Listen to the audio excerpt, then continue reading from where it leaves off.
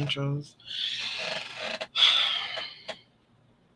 Well, welcome back to another episode of Free Texas Campaign, chatting with the Queen. Of course, I am the Queen of Collaborations is what they call me across these social media platforms. But I just believe in being an outlet to be a voice for those that think that they don't have a voice or an outlet.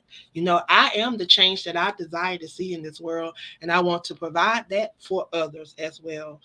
So today we are at it again, y'all. We are sharing from behind the walls of those that are incarcerated in this great old state of Texas.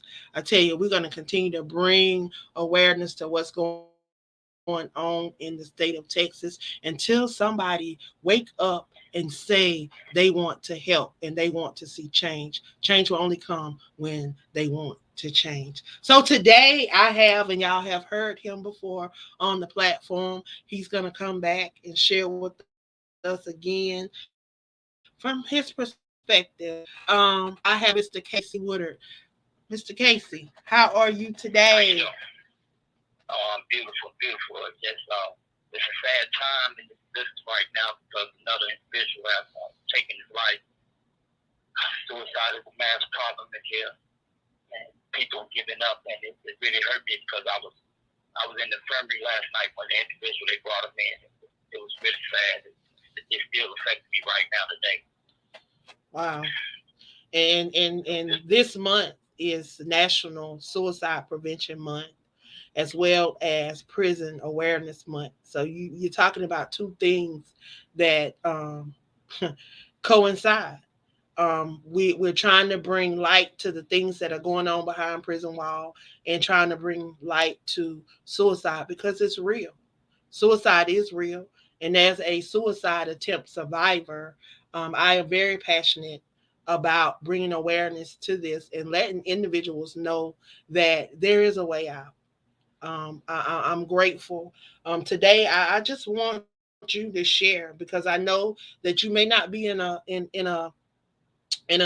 so great place right now, um, mentally or emotionally, because being around that. I heard you say you was in the infirmary when they brought him in. How has that affected you mentally and emotionally since observing that? Personally, having myself being a suicide survivor, having given up on life myself and tried to take my life 3 times. So personally, I know about being in a dark place. I know about the feeling of giving up. I know about the feeling that you're not feeling good about where you at in your life, personally, emotionally, psychologically, feeling that you're a failure, that you being around is a burden to your family, and you want to escape. You want to escape the pain, the hurt that's going on inside. So I understand personally how something like that can grip you, especially if you got a lot of time and you're in prison and existing here in this environment and not having love from the outside from a family member, you can't get in touch with them, or they're not writing you, or just you just in a void, just you don't know how to get out that dark spot in that hole. And it affects me personally in that level because I've been there.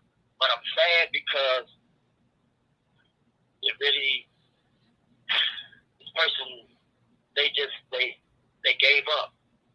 They didn't have no hope. That light and spark in the world is gone in him. There's no legacy that he has for anyone that's come behind him. If he had kids, if he didn't have a child, it's just so many things that's in my mind. It's just, I wish I could have talked to him. I wish I could have had a chance, the opportunity to tell him that it does get better. You gotta have faith. And a lot of people lose faith. They lose belief in God. And God is a strong spirit inside of individuals like that they need that. But some people don't know how to talk to God. They don't know how to go inside their spiritual being, to speak to God, to allow Him to affect their lives in the way that, okay, it's going to get better day by day. Okay, this is not the last of anything. I have opportunity to one day get out. They can't see that, not with that wall that's built up around them, and they feel like nobody's there to talk to. And it gets like that, Ms. Angela, and it hurts me deeply that something like that has transpired once again. Last month we had 3 people that committed suicide. It's the beginning of a month, of the whole new month, and here it is again, another cycle of someone giving up. And it's hard. It's hard. We got field ministers here, other inmates that really tries to do the best they can to reach certain individuals, but certain people don't feel comfortable talking to anyone. And they don't. And I hear you say, and I heard the other gentleman say that they have, some peer counselors. They need professionals. That you're in an environment where, and I'm just gonna put it out there because this is a stigma that we as Black people, brown people, indigenous people have suffered for so long, because everybody has told us that you got to be strong. You pray about it. Yeah, but God gave, He equipped people. He gave these names. He gave these jobs. He gave these titles to these people so that they would be in place, because He knew that one day this person was going to be needed. He knew that a psychiatrist was going to be needed. He knew that a counselor was going to be needed. He put those things in place. So we have to utilize them. We have to come from that stigma of, we got to be strong. Yeah, I thought I had to be strong for so long until I just couldn't be strong no more. And I had to break down and see a psychiatrist, and I had to break down and see 2 therapists. But when I did that, I was able to regroup. I was able to get back on my feet. I was able to get a footing. I was able to see the light at the end of the tunnel. Even though it may took me a long time to get to that light, I was able to once again see that light. And that's why a lot of people are missing out, because they don't understand that it's bigger than throwing some oil on my head and praying for me. Sometimes I need to go sit down. And even I've heard ministers, people that are in the ministry here lately, have said that, because they've come to the rationality and to natural sense of understanding that, hey, we do need this. They're a part of making the body whole. And the prison system needs to wake up and understand that it's okay to have the peer counselors, but you need professionals that can handle this. They can sit them down, because what it is a lot of people are dealing with guilt. A lot of people are dealing with unforgiveness, because number one, we are harder on ourselves than anybody else. So whatever we may have done, we find it hard to forgive ourselves. And we walk around in unforgiveness, and we carry that guilt. And when we carry that guilt, then it's like we're in a black hole and we can't come out of that hole. Ain't nothing that somebody told me, something that I dealt with, something that I had to go through. And I went through it. And I thank God for grace and mercy, because if it had not been for grace and mercy, I wouldn't be here having this conversation with you. Because you look at you're listening to somebody, and those that are watching are looking at somebody that I lost count of how many times I tried to take my own life, because I was in a dark place. I was in a place where I felt that if I was not here, that everybody would be in a better place, not knowing that that would have caused more harm on them, and would have caused more turmoil than me being here. At least being here, I can work through those things. Me not being here. That's the good spot that you did, Ms. Evans, because you sought out help from a professional. I myself, I still deal with anxiety occasionally through situations that I go through. I had to learn how to identify when I'm having having a trigger. And when I have a trigger that happened in my life, I put in a request to see a psychiatrist. I have to have someone to talk. You got to have someone to talk to be able to release the bile of the pressure that is built up inside of you. We all have our moments. We all have our vices where something in our life triggers us to go into these places that we don't want to be. So I had to identify with myself that, okay, I have these certain things that I know when I have pressure that's building up on me where I have to get it off of me, where I need someone to talk to me professionally to guide me through what I'm going through. Now, if you leave it up from on me myself to be able to do this, before I knew that I had these avenues of how to go get these things from counseling, I wouldn't have known it, because a lot of times people are afraid of what people think about them. Oh, I'm not crazy. Ain't nothing wrong with me. But no, it's not for being labeled or someone speaking about you. Whatever's going on with your person, you got to get professional help. Some people think that they can go to a clergy member, they can go to the church, that God can do it and prayer can do it. Sometimes that's not enough. Sometimes you have to talk to someone professionally in order to guide you through whatever you're going through, to identify that there's a problem so that you can find whatever is needed to fix what's going on with you mentally. And some people are trying to do it on their own. You can't do it on your own. But you said something again. You said something again that you can't, some people can't go. But see, the thing is about identifying. Once you identify, and you may have to go to a professional to identify the problem. And then once you have the problem identified, then you can take it back to your pastor, and they can be praying for you, and they can be doing all this stuff for you. But it's got to be identified. You got to know what the issue is. And like with me, no, I can do these things and I do these things, but I have my days too, and I tell people, I battled with depression for almost 15 years. I didn't know what it was. Never knew I was having this issue until I went through domestic violence and was diagnosed with PTSD, and then they told me I had a severe case of depression. I've been dealing with depression since I lost my mom. I lost my mom 12 days after my 16th birthday. Since 91, I had been dealing with depression, been dealing with grief, didn't even know what it was, because you got to be strong. You got to be strong. So I was just going through the motions. You wonder why you have mood swings. Yeah, you look back and you see all these different things that transpired in your life, and then you can put the finger on it and say, "Oh, I was dealing with that. Now I know what it is. Now I can identify." See, you said that. Now you know your triggers. Now I know my triggers. Now I know when I'm getting depressed. Now I know when I'm not myself. I know when I need to reach out and seek guidance, or reach out and talk to a friend and vent and let some things out so that I can move on. But see, a lot of people don't do that. A lot of people don't have those outlets.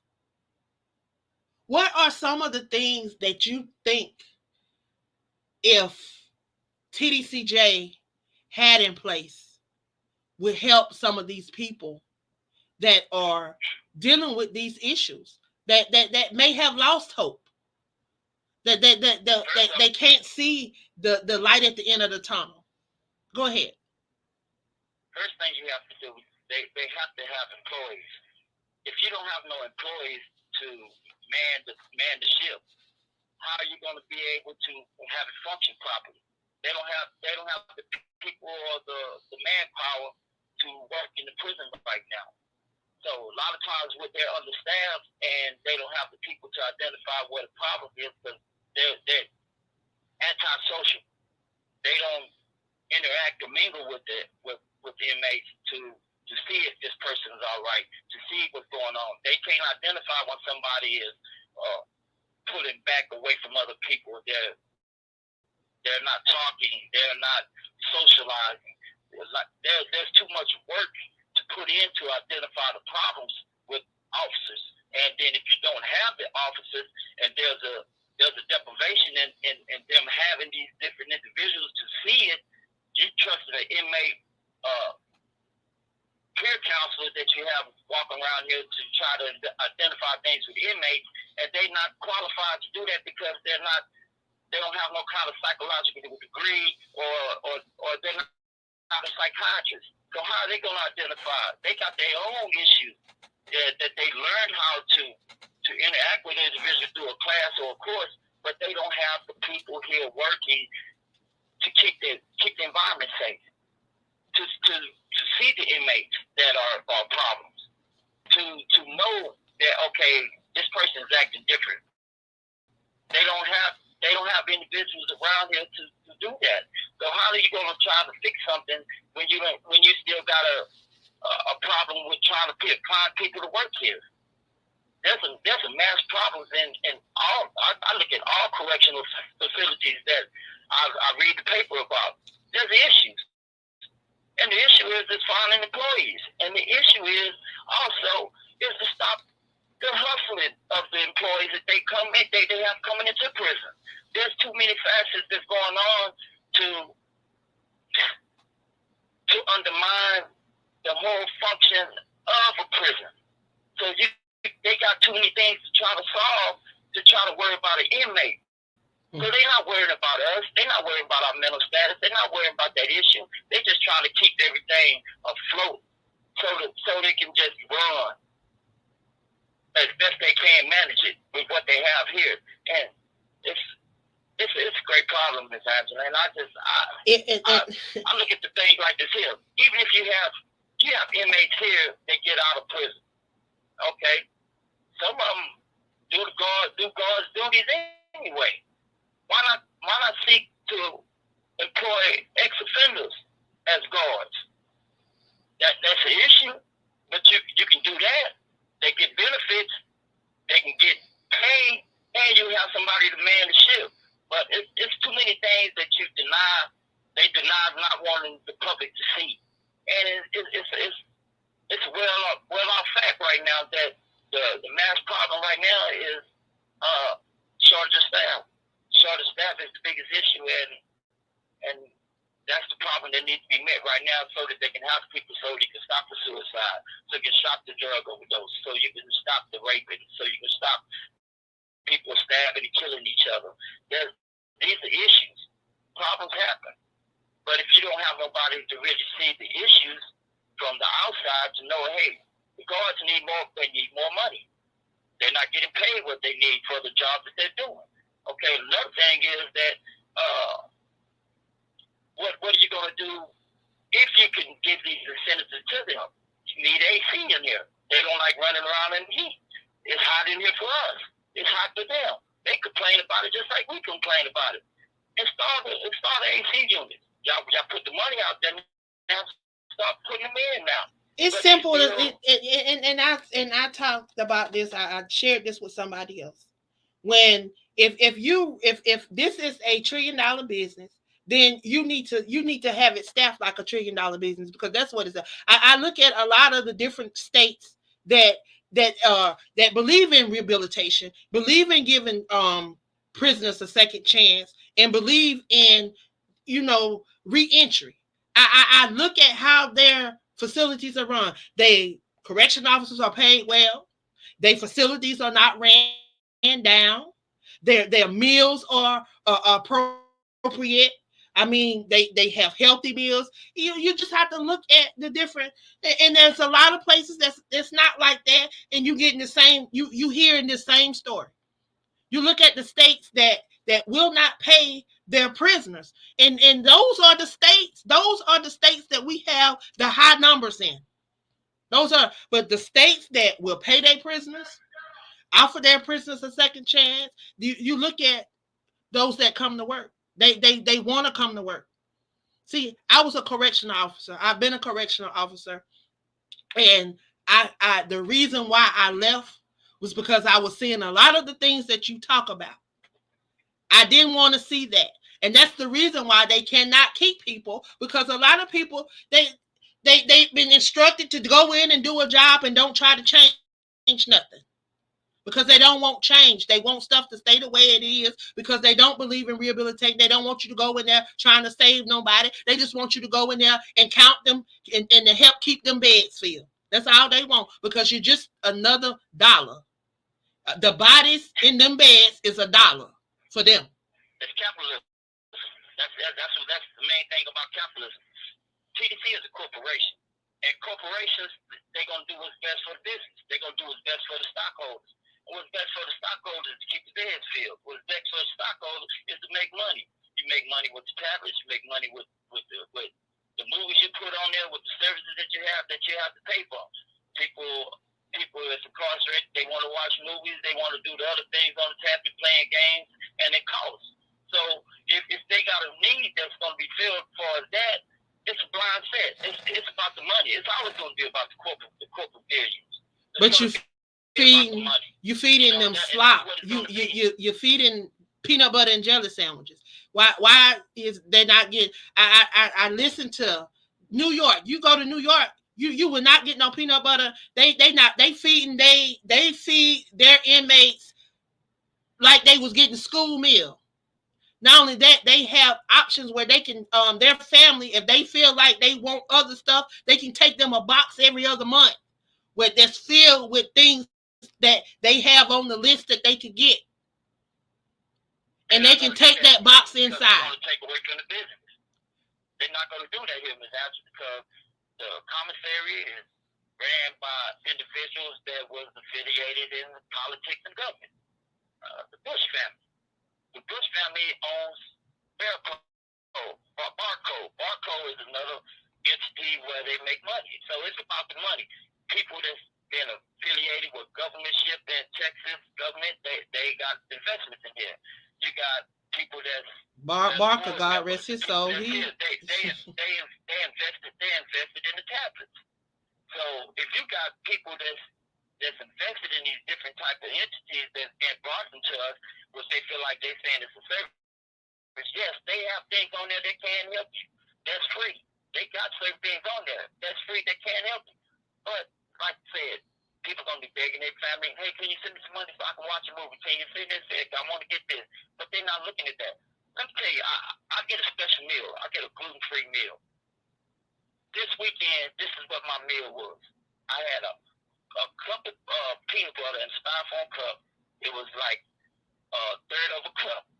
And they gave me, I can't eat bread, so they gave me a corn tortilla with about an ounce of chicken meat in there. And they said I'm supposed to have 4 ounces of meat. That is what I had. It barely fit in my hand, in one hand. So you're feeding a grown man this type of meal. And then the second meal, they gave me some ground meat and 1 taco shell and a little bit of peanut butter again. But this is what and then you didn't give me no tortillas. You didn't give me nothing to eat with it. But this is how you feed a grown man. If it wouldn't been for my family sending me money, I'd be having hunger pains at night. I'd be hungry. But my family, they look out for me, so I'm one of the ones that's privileged that I can go to commissary, that I can get these things. Yes, it's a business. It's always going to be about the money. It's always going to be about what can I make for the corporation? What can I do to benefit my investors? It's not about the welfare or the well-being of the inmate. They're saying that people hadn't died here since 2012. That is not true. If someone died on the unit and is heat exposed, why aren't you taking the temperature of the inmate that died and see if there was heat exposed? They're not doing that. They're taking them outside the prison and let them go to the hospital and saying that they died on the way. Then you take the temperature of the body probably after they've been in the hospital in the AC unit for a while, and the temperature of the body going to be down. So nothing's not going to be accurate. Everything is going to be a lie again. You're covering up the lie from saying that someone died on the prison, and you're saying that they died on the way to the hospital. See, there's too many things that you can get around all the nonsense saying that to take responsibility. There's always going to be, okay, if you're not taking responsibility that the inmate died here and you're saying he died on the way to the hospital, okay, so that's going to leave that people on the units in line. Then you got a medical examiner that's on the outside that's helping you lie, and then you got whoever else that's doing the death report that's lying. So these things right here are all contributed to the lie. Where's the truth at? You know, there's not going to be no truth in that. Given it all. It's all part of the corruption.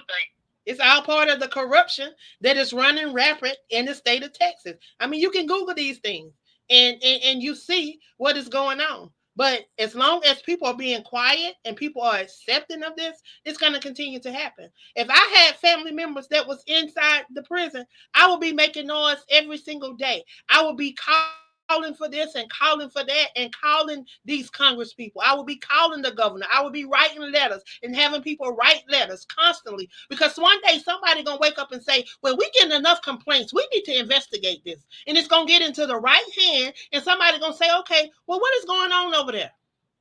Why is I keep getting all these letters? Why am I keep getting all this?" But if just one or two or three people doing it, no. It needs to be everybody in unison doing this. They need to be complaining because all of y'all are suffering over there. It's not a few of y'all. All of y'all are going through that. See, and this is another part of the picture, though. Okay, if you're not trying to help the situation or you're not trying to better, why are y'all denying criminal reform? Why are you not trying to do something different? Why are you not trying to implement things to ease the crowdiness that's in prison? Why are you not trying to do something different in the Justice Department of coming from the courts? The courts, they're being more hands and hard on individuals, sentencing more time. I'm a victim of that. I'm a victim of what happened in court to me. But I've given that story, but the whole analysis of it is, if you don't know the law and you're ignorant of the law, they said it's not an excuse. They said that just because I don't understand their operation of how they're doing it, because I'm ignorant of what they're doing to me, it's my fault. You don't give me a lawyer that represent me properly. You don't do none of these things. So it's a deeper meaning on everything. And I appreciate your opportunity to talk on your platform. And I'm asking the public, pray for this unit, pray for the individual that lost their family member. And it's a hard thing. Once again, my name is Kasey Woodard. My TDC number is 168-3459. And I appreciate the opportunity to be able to talk to you today. Amen. Well, I thank you for stopping by and sharing, like always. I tell y'all, if you are listening and you are in the state of Texas, write your congressman, write your governor, write those that are in place, those that have the power that can make change, y'all, because change has to come. We can't keep watching individuals lose their lives. There has to be some type of rehabilitation and giving these people a second chance, giving these people an opportunity to get back in society. But they are locking these people up and they're throwing away the key and they're saying the hell with them is what they're saying. It's not me, it's not my family, so forget it. And that's what a lot of these Congress people are doing. These people that have the power, that can put these laws in place, and that can reconstruct some stuff, that can revamp some stuff. So again, we calling y'all out. The governor, Greg Abbott, Sheila Jackson Lee, Congresswoman. You got Ron Reynolds. You got Carlos Sherman, Monica De La Cruz. And then there's a whole bunch of y'all. The 20 new caucus up under Ron Reynolds. What are y'all doing about this corruption? What are y'all doing about this prison system that needs to be revamped? Y'all know that there has been corruption for the last 3 to 4 decades. But yet y'all still allow it to happen. Stop being about power and money and think about these human beings and the lives that you guys have affected and how you are affecting life. If we had people that can re-enter society and be productive in society, then they can speak back to those that are coming up, the youth that are coming up, and change can begin to happen.